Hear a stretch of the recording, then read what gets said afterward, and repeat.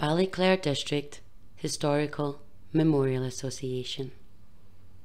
Johnny Haverons, Ulster Call. I went to see a legend just the other night in the Ballymalow Orange Hall underneath the lights. There I heard an old man speaking after years and years in jail. His name was John Haveron, and he had come to tell his tale. Well, the crowds, they cheered him loudly. But then a silence fell as he spoke about his hard years in that old long-kesh jail.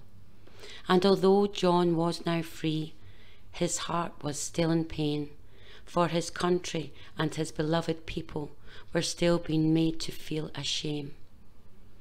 He said he hoped that we would join him on the walk down freedom's path, and although these would be hard years, but they would surely be the last, and to join our hands together so that we all shall fight as one, to bring ourselves to the cause so our struggle might be won.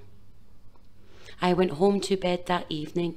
I fell asleep. I had a dream.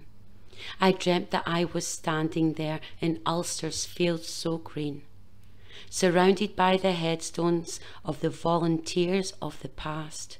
I stood there in solemn silence, and they spoke to me at last, in voices that came from nowhere, but I heard them still the same. Gusty Spence is my name.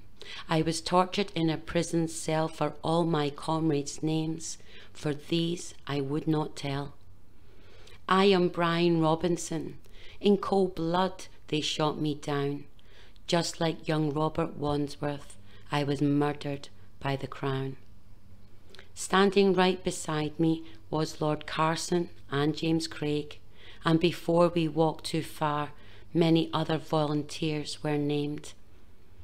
Then a man, he walked towards me, and he said he was the last. My name is Remy Hilton. I come from South Belfast. An Ulster freedom fighter is why I paid the price.